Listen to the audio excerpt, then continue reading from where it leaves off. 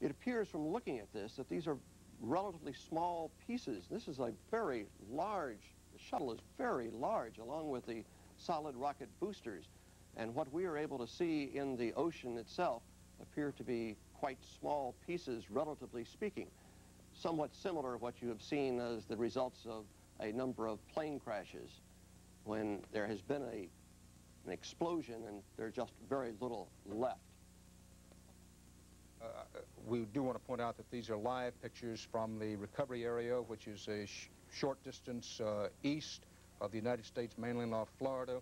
Since the explosion aboard Space Shuttle Challenger happened this morning only 1 minute and 12 seconds into flight, and given the size, the huge fireball, one is not surprised to see so little debris in the water there. Bruce, it may be worth that we've had some questions. Clearly anything as complicated as one of these space shuttle launches about what could have happened there. Perhaps what we should do is again talk about at what stage the Space Shuttle Challenger this morning was in during the launch and the liftoff, and what appears to have happened. Now, what we will try to do is, do you have a model there, Bruce, or not?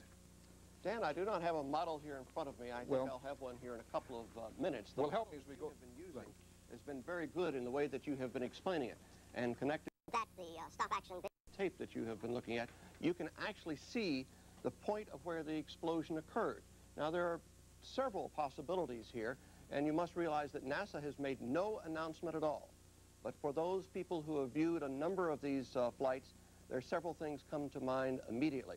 At the point in the flight when the explosion took place, there was 250,000 gallons a second of superfluids, liquid hydrogen and liquid oxygen, flowing to the engines.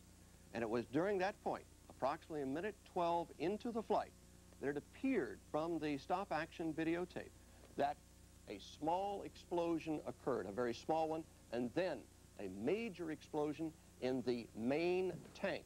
This is the tank where all of the fuel is stored. This is a tank that is not reusable. It normally drops off over the Indian Ocean. But this was completely full at the time. And when that main explosion, that is the fireball that you saw. It is that main tank exploding. It appeared to us here, those of us who were looking at the videotape that you were showing, there was a very small, just a second or maybe even a millisecond prior to the main explosion, a smaller ignition or a little explosion in the solid rocket booster, as you indicated earlier. But it is a time when they're at full thrust, 104% thrust they call it here. It is the time during the shuttle mission when there is the most power during the entire flight. And after they get into orbit and the solid rocket boosters fall away at just after 2 minutes into the flight, then they throttle back to 60% of thrust. But at the time the explosion occurred, it was the time when the thrust was at the strongest point of any time during a shuttle trip. Just to underscore that, Bruce, and we've been trying to explain as best we can as we go along what appears to have happened this morning. We're going to do 3 things. We're going to review what the procedure is, where the engines are, and where the thrust comes from. Then we're going to show you the real-time videotape of the launch this morning, and then the explosion 1 minute and 12 seconds into launch. Then we're going to stop and show you in slow motion some of just what Bruce Hall was talking about. Now, to review what Bruce said with our model here, and forgive me, I'm not an expert on spacecraft, and if the explanation seems a little awkward, I know that you will understand that. But we want you to understand how the shuttle works, review that for you, and so you have a better understanding of what happened this morning. The shuttle, again, it has its own 3 engines back here, right down at the base of the shuttle. The shuttle has its own 3 engines. Now, those 3 engines go off of liquid hydrogen fuel.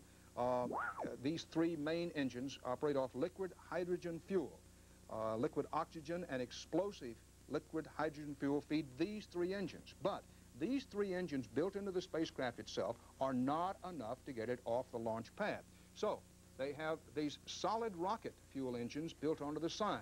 Component parts, solid rocket fuel engines. You know, the kind of rockets that the Germans made such good use of in one stage of World War II. But that's solid fuel in these rockets, and these rockets have tremendous thrust, and that helps get this whole space shuttle itself, its main liquid oxygen and explosive liquid hydrogen tank that it rides piggyback on, helps these liquid solid fuel rockets help get the whole thing off the pad.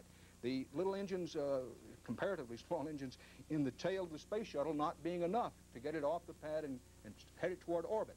Now the plan, and what happens and what has always happened before, once it gets off the pad, once it gets headed toward orbit, and the solid rocket boosters have done their job, then they are to fall away. You've seen that happen so many times on our videotape with previous shots.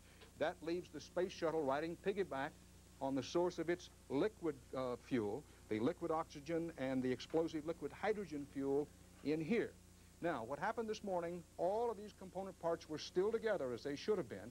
After the liftoff, they're still together. And what you're going to see as we go through the real-time videotape replay and the slow motion is that it appears that the first explosion is on the right-hand side of one of these liquid, one of the solid rocket boosters. Now, let's go to the real-time videotape replay first and then the slow motion. 4, 3, 2, 1, and liftoff.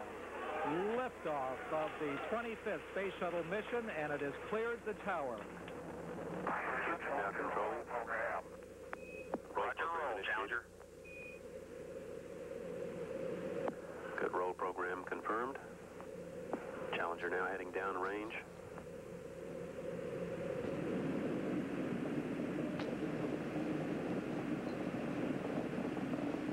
Engines beginning throttling down now at 94%.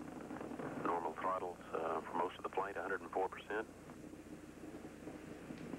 We'll throttle down to 65% shortly. Engines at 65%, 3 engines running normally, 3 good fuel cells, 3 good APUs. Velocity 2,257 feet per second. Altitude 4.3 nautical miles, downrange distance 3 nautical miles.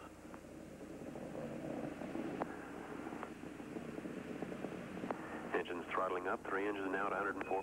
Challenger, go at throttle up. Challenger, go at throttle up.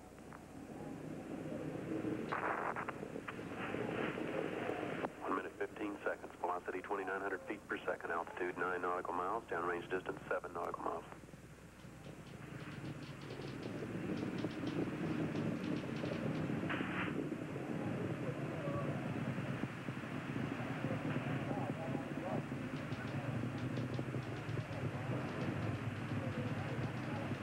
The explosion has occurred. Mission control on Houston at this moment, this morning, just after the explosion, simply didn't know what had happened. Smoke trails, debris begins to fall. Flight controllers here looking very carefully at the situation. Obviously a major malfunction. Obviously a major malfunction, meaning a catastrophe in the sky as no Space downlink. Challenger sought to explore the high frontier. Now let's take a look at what happened at the critical moments in slow motion. All of the Space Shuttle and Challenger, its fuel tank and the solid rocket boosters intact. We're about 3/4 a minute into it. Now, stop right there. You can see the first explosion appears to happen at the right side of one of those solid rocket boosters. And then the liquid fuel, liquid oxygen and highly explosive liquid hydrogen fuel on which the Space Shuttle is riding also goes up and creates the fireball.